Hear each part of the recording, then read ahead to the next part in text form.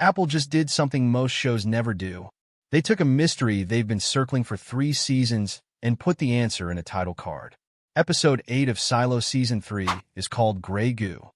Not a vague, moody title like the ones this season has been using. A specific scientific term. One with a birth year, a named author, and 30 years of arguments attached to it. Most recap channels are going to tell you what Grey Goo means and move on. I want to do something different. I want to show you why the man who invented the term spent 2 decades trying to take it back, and why that retraction, not the original idea, is the part that should worry you if you're watching this show. Because if Silo's writers actually read the follow-up literature and not just the scary headline, then this episode isn't about an accident. It's about a decision somebody made on purpose, and that changes who the villain of this season actually is. Let's get into it. Before we touch the science, let's pin down exactly what the show has put on screen, because that's the evidence we're actually working with. Episode 1 opens with a dirty bomb detonating in Washington. The retaliatory operation gets a formal name, and Charlotte Keene is one of the pilots flying it, launching off a carrier toward a target in Iran. Her flight climbs to altitude alongside a strike package that's already committed. At altitude, her formation runs into something that isn't smoke and isn't flak. It's described and shot like a cloud, except this cloud has structure. It moves with intent, and it does something none of the writers bothered to explain with a line of dialogue. It gets inside the cockpit. Something with physical texture shows up on the instrument panel. Charlotte touches it. Her systems start failing right after contact, and every other aircraft in that formation goes down. She's the only one who survives, and she comes back with no memory of what happened. A few episodes later, we get the closest thing to a second data point, a smuggled recording of the radio chatter from that flight.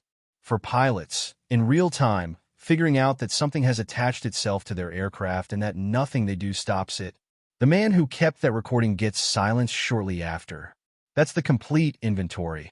A cloud that behaves like it's targeting hardware. A substance that spreads across instruments while a person watches it happen.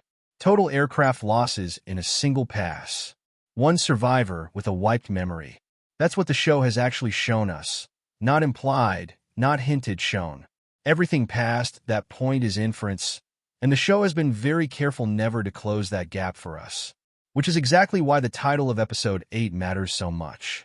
Titling an episode Grey Goo is the first time the writers have told the audience, in plain language, what category of thing they want us thinking about. Here's where I want to slow down, because almost everyone covering this episode is going to give you the pop science version of Grey Goo and stop there. The real story is stranger and more useful for predicting where this show is headed. The idea traces back further than most people realize. In 1959, the physicist Richard Feynman gave a talk called There's Plenty of Room at the Bottom, where he floated the idea that machines could eventually be built at the scale of individual atoms. That talk sat mostly dormant in physics circles for almost 30 years. Then in 1986, an engineer named Eric Drexler picked the idea back up in a book called Engines of Creation. Drexler wasn't writing a warning. He was writing an optimistic case for what he called molecular manufacturing. Tiny machines assembling matter atom by atom, building materials without waste, repairing damaged cells from the inside. The book is, by page count, almost entirely about upside. Buried in that same book, across 2 paragraphs and a footnote, Drexler raised an obvious engineering question. If you need enormous numbers of these tiny assemblers to do useful work, the easiest way to get that many is to have them build copies of themselves. And if a self-copying machine ever escaped a controlled environment and didn't stop, it would keep converting whatever matter it touched into more of itself. He called the end state of that process Grey Goo, the planet's living surface reduced to an undifferentiated mass of machinery. 2 paragraphs. That's the entire original footprint of the idea. A magazine called Omni picked it up later that same year and ran with it as a doomsday hook, and from there it detached from the book completely and became its own cultural object, shorthand for nanotechnology apocalypse in general, regardless of whether the mechanism made any sense. It kept growing from there. In 2000, the technologist Bill Joy wrote a widely read essay in Wired magazine arguing that self-replicating technology, nanotech, biotech, and advanced robotics together, posed a risk serious enough that some research should be slowed down or stopped outright. That essay pulled gray goo even further into the mainstream, well past the narrow, cautious footnote Drexler had originally written. Around the same period, Drexler found himself in a public back-and-forth with the chemist Drexler-Smalley, who argued the entire scenario was chemically implausible in the first place, that you simply can't build molecular assemblers flexible enough to eat arbitrary matter the way the popular version of the story assumed. By the early 2000s, gray goo wasn't a footnote anymore. It was the thing most people associated with Drexler's entire career, whether they'd read a page of his book or not. That here's the part that actually matters for Silo, and it's the part almost every other video on this episode is going to skip. Drexler didn't quietly let the idea go. He actively pushed back against it in public for years. By 2004, he was on record saying he regretted ever coining the term, arguing that the fear it generated was drowning out serious conversation about nanotechnology's actual near-term uses. Then, in June of that year, Drexler and a researcher named Chris Phoenix published a formal paper working through the scenario properly, instead of leaving it as a scary paragraph. Their conclusion reframed the entire idea. A runaway self-replicator was never a necessary side effect of building things at the molecular scale. You don't need machines that copy themselves in the wild to do useful atomically precise manufacturing. You can build fixed, contained production systems instead, the same way a factory doesn't need to be able to reproduce itself to build cars. Free-floating self-replication turned out to be a design choice, not an inevitable byproduct. And here's the sentence that should be running through your head for the rest of this episode. They argued that an uncontrolled replicator escaping into the world wouldn't happen by accident. It would take a deliberate, difficult engineering effort to build something like that on purpose. Read that next to a television show. For 30 years, the popular version of gray goo has been a cautionary tale about carelessness. Smart people building something powerful and losing control of it. The people who actually did the technical work on the idea concluded the opposite. The danger was never sloppiness.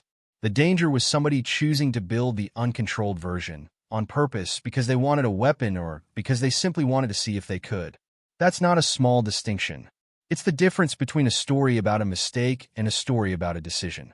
And once you know that's where the real research landed, an episode of television choosing to put gray goo on a title card stops looking like atmosphere. It looks like the writers doing their homework and expecting the audience to do the same. Let's run Silo's evidence back through that lens. Where does the cloud actually show up on screen? Not near a lab. Not drifting off some coastline near a research facility, the way an escaped experiment would. It shows up directly over a war, on the exact night of a retaliatory strike, in the exact airspace 4 American aircraft happened to be flying through. That's not the geography of an accident. That's the geography of something deployed. Then there's a detail that's easy to miss on a first watch. Intelligence that surfaces later in the season reveals that while the rest of the carrier fleet launched dozens of sorties that night with standard equipment, Charlotte's flight of 4 aircraft went out with deliberately outdated, pre-digital communications gear. Somebody made that call before the planes ever left the deck. You don't downgrade 4 aircraft's electronics for no reason. You do it when you already suspect the environment they're flying into is going to be hostile to anything computerized, which means somebody on that carrier had prior knowledge of exactly what was waiting in that airspace. And the planes went down anyway, which tells you whatever was up there got past the workaround. The countermeasure was a test, and the test failed. Now widen the lens to the bigger structural question the season has been sitting on. If Silo's underground cities were dug in response to a disaster, you'd expect the order of events to be: disaster happens, survivors improvise shelter. But the show has already shown us construction crews carving the first silo out of Georgia farmland, while commercial aviation, journalists, and functioning cities still exist above ground. The shelters were already under construction before whatever ends the world actually happens. That's not a response to an accident. You can prepare in advance for a schedule. You can't prepare in advance for something nobody saw coming. Put those two pieces together, a weapon-shaped deployment over a war zone, and a shelter system already under construction before disaster strikes. And the accidental version of gray goo doesn't fit anymore. What fits is the version Drexler and Phoenix actually described in 2004. Something built as a weapon, on purpose, by people who understood exactly what they were making. And that reframed Charlotte.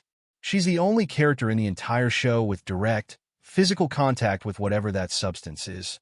She touched it. She watched it take her aircraft apart around her. She's also the one character whose memory of that night has conveniently vanished, and whose recovery is being funded by a man who was standing on the same carrier when it happened. The show hasn't told us that's deliberate. It also hasn't given us a single reason to think it's a coincidence that S.O. hears what's confirmed, straight from Apple's own episode description.